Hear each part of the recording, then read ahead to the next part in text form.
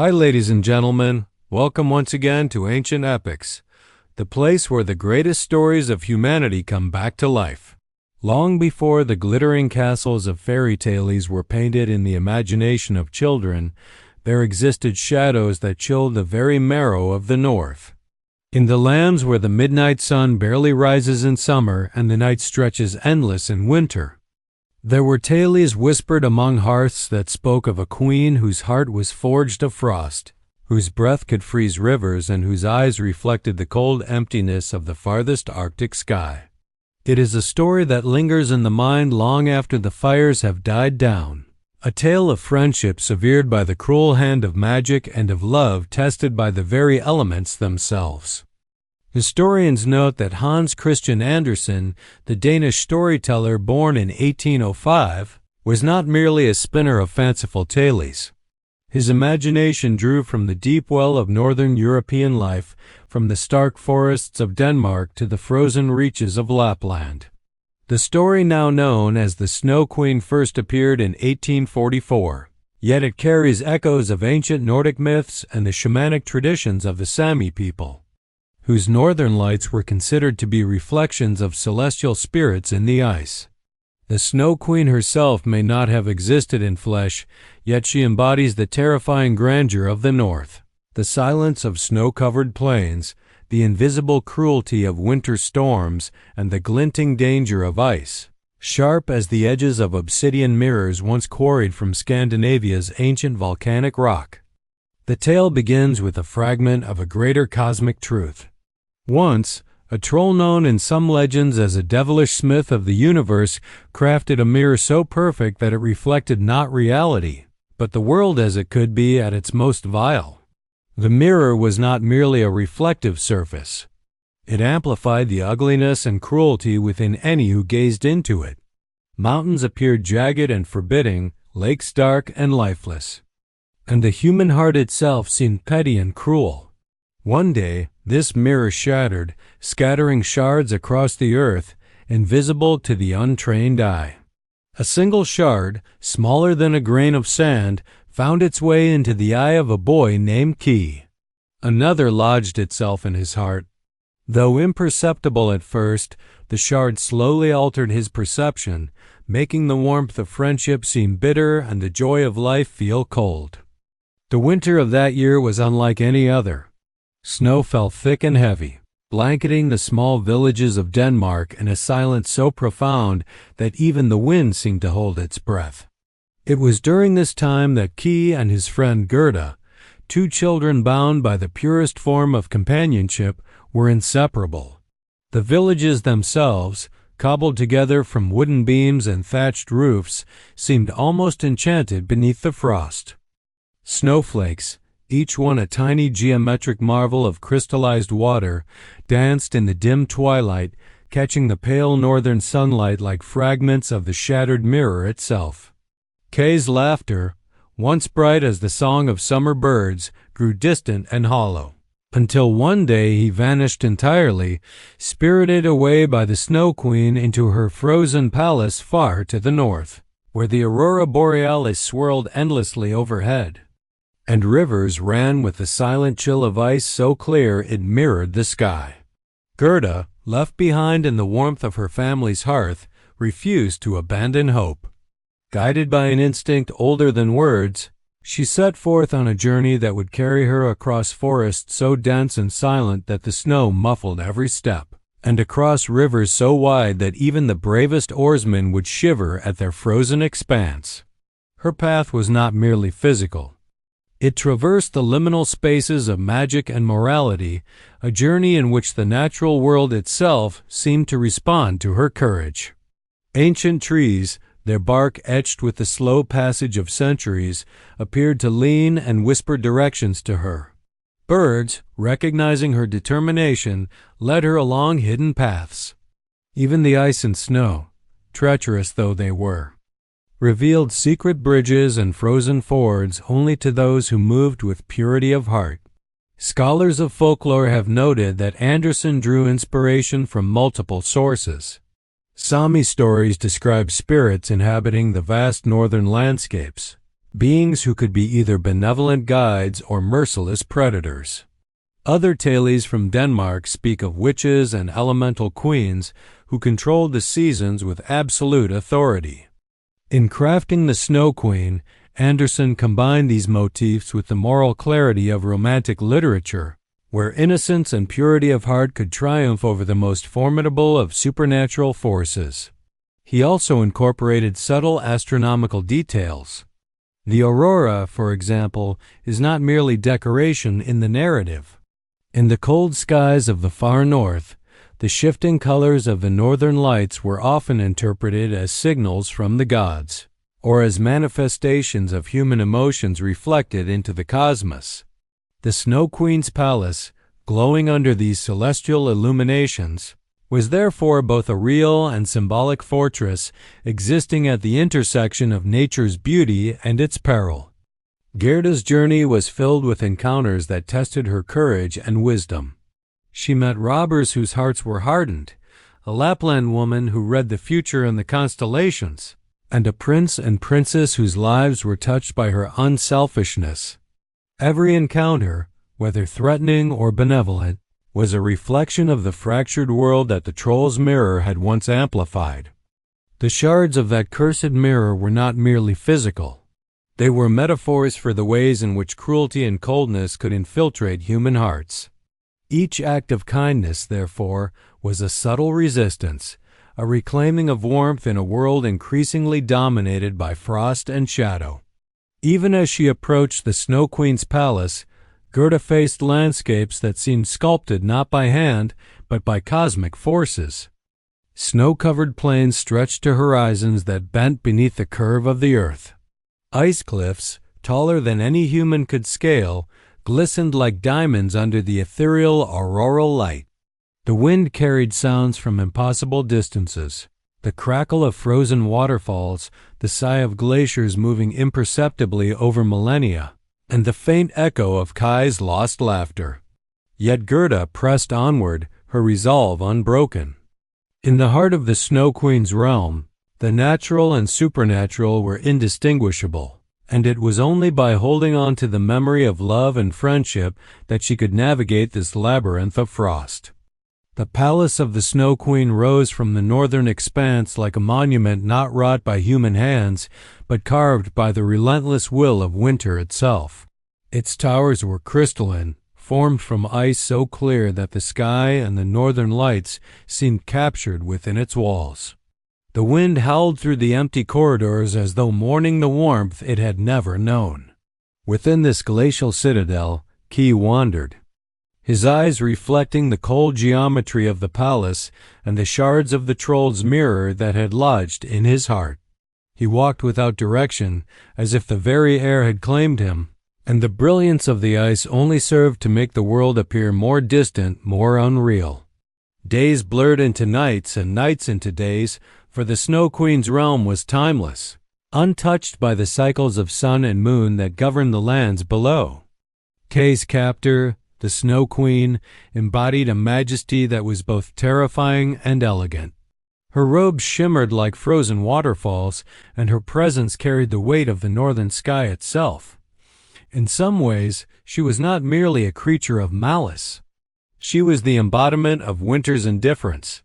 Scientists and scholars of folklore have long remarked upon the symbolic resonance of her character. She represents nature as impartiality.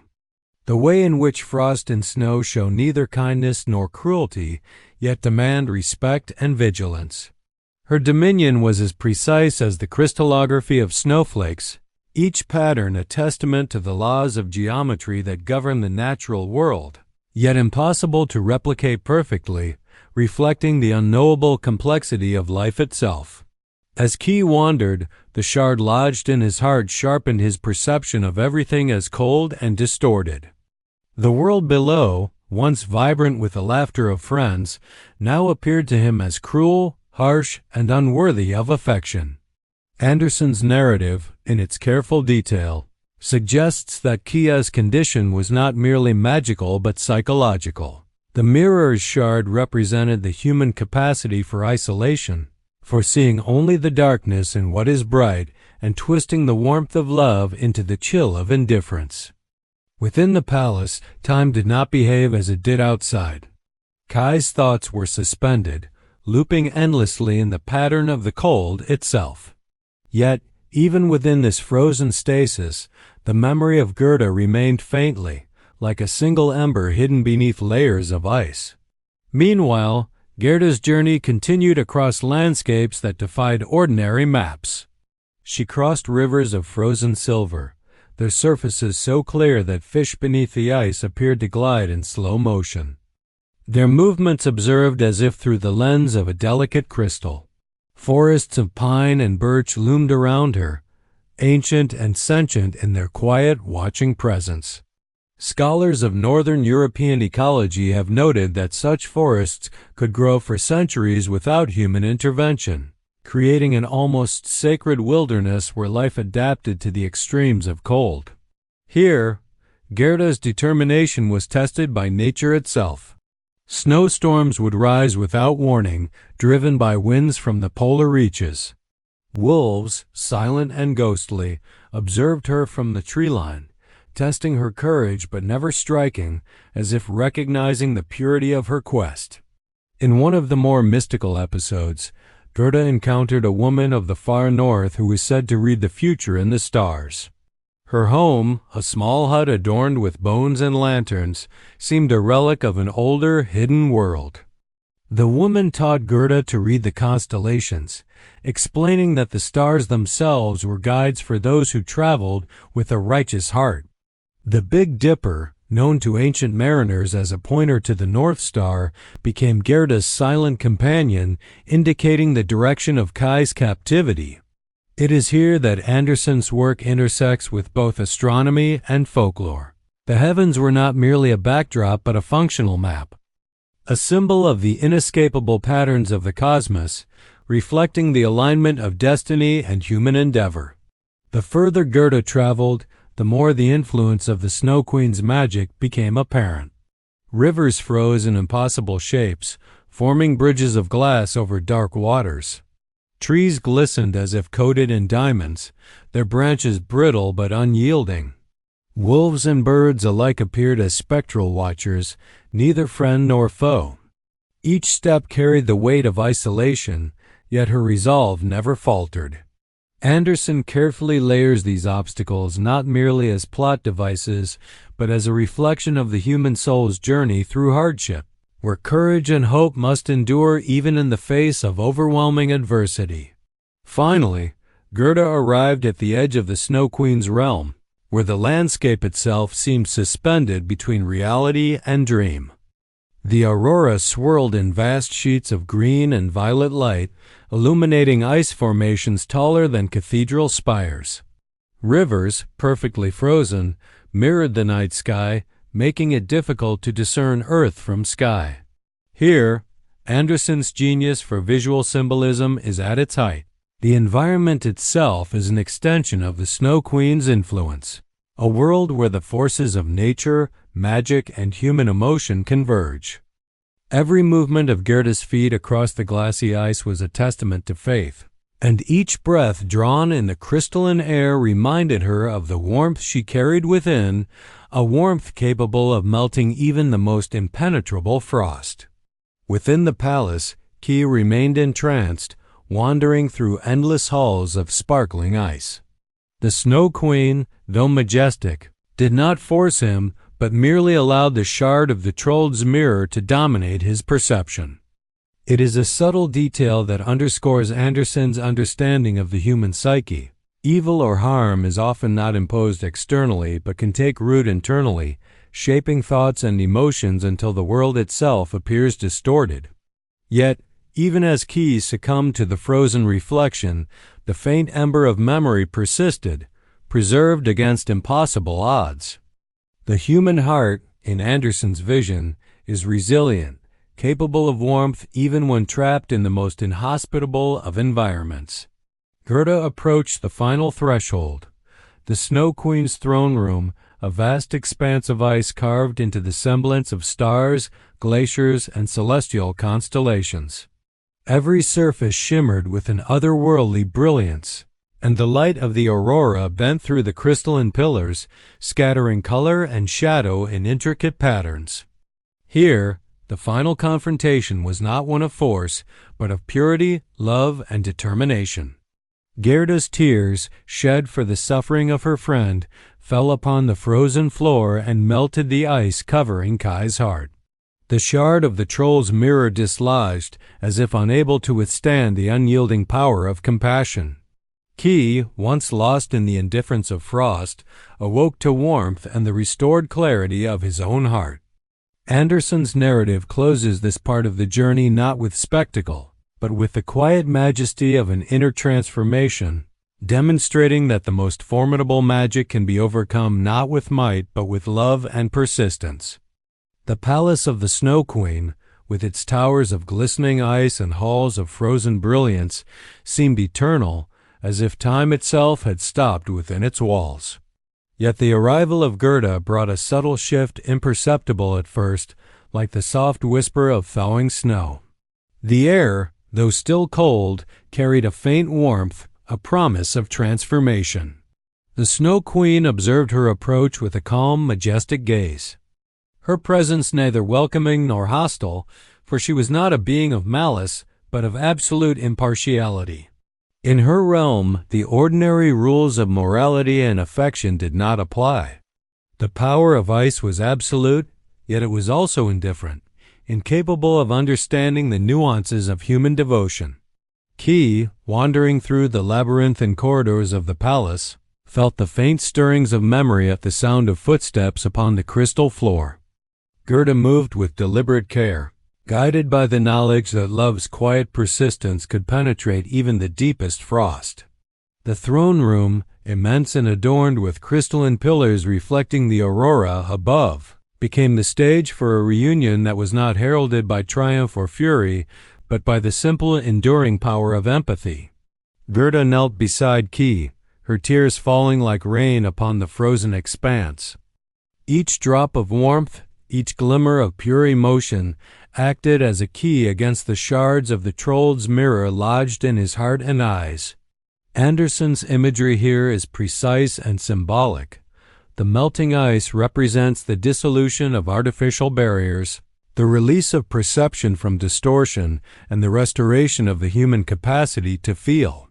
As the shard of the mirror dislodged from Kai's heart, the Snow Queen's presence remained unaltered. She did not intervene, for her role was not that of a villainess seeking revenge or dominance, but as a force of nature, demonstrating the impartiality of the world and the trials that life imposes. In Andersen's conception, the Snow Queen embodies the extremity of natural law, where cold and beauty coexist with challenge and adversity. Her palace, the endless ice, and the northern lights overhead serve as metaphors for the human confrontation with the sublime, the overwhelming, and the unknowable.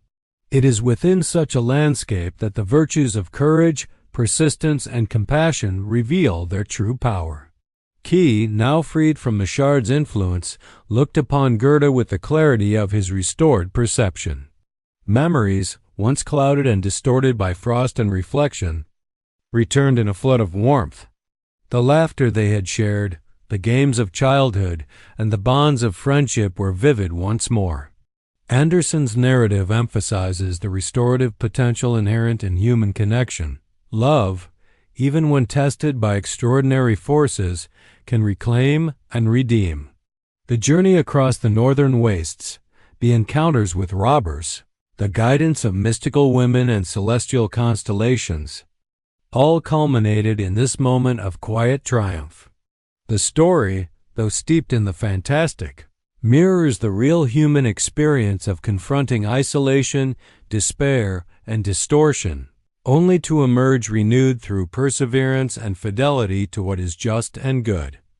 The Snow Queen herself did not attempt to pursue them. Her dominion, though vast, was defined by principles rather than personal desire. Like the glaciers she commanded, her actions were neither benevolent nor cruel. They were inevitable, reflecting the impartiality of the natural world. Andersen's tale suggests that the forces of nature, though sometimes harsh and incomprehensible, are not inherently malevolent. They exist as challenges to be met, trials that reveal the strengths and virtues of those who face them. The journey through her realm was both literal and allegorical, a confrontation with extremes that demanded the full measure of human courage, empathy, and resilience. Gerda and Key departed from the palace together, moving across landscapes now transformed not by magic alone, but by the power of their own enduring connection. The snow, which had seemed oppressive and endless, became a canvas reflecting the purity of their hearts. Rivers, once treacherous with ice, now glimmered with the clarity of renewal, and forests, silent and watchful, seemed to bend gently in acknowledgment of their perseverance. Andersen's skill in merging natural detail with narrative purpose is evident. Each element of the northern landscape, from the crystalline ice to the auroral lights overhead, serves both aesthetic and symbolic functions, illustrating the interplay between human virtue and the forces of the wider world. Along the journey home, Gerda and Key encountered reminders of their trials. The paths through forests, the frozen rivers, and the distant peaks of mountains all bore traces of their passage. These landscapes, while beautiful, remained awe-inspiring in their impartiality, reflecting the enduring truth that challenges cannot simply be erased, but must be confronted and navigated. The tale closes not with an assertion of dominance over the natural world, but with a recognition of the harmony that can arise when courage and empathy guide human action. Every detail, from the delicate geometry of snowflakes to the luminous dance of the northern lights, reinforces the sense of wonder and reverence that pervades Andersen's work. In the villages of Denmark, where the story first found its audience, the lessons of the Snow Queen endured. Children and adults alike were reminded that the world could appear cold and indifferent, yet the warmth of love, friendship, and perseverance held the power to overcome even the most formidable obstacles. Scholars have noted that Andersen's narrative resonates with timeless truths, echoing similar motifs in Norse and Sami myths, and reflecting universal themes of innocence confronting adversity, the triumph of virtue over distortion, and the ultimate restoration of balance and harmony. As Gerda and Key returned to the familiar warmth of hearth and home, the Snow Queen's realm remained in the north, eternal and unyielding, a monument to the impartiality of the natural and supernatural alike. Yet its presence no longer held terror, for it was now understood that the trials it imposed were not arbitrary, but essential to the revelation of human courage and compassion. Andersen's tale, both delicate and profound, offers a vision of the human heart capable of extraordinary endurance, a testament to the resilience inherent in those who pursue goodness, even when confronted by the most chilling of forces. If these ancient voices touched your heart today, please consider subscribing to Ancient Epics and ringing the bell so you never miss the next forgotten tale. Thanks for watching.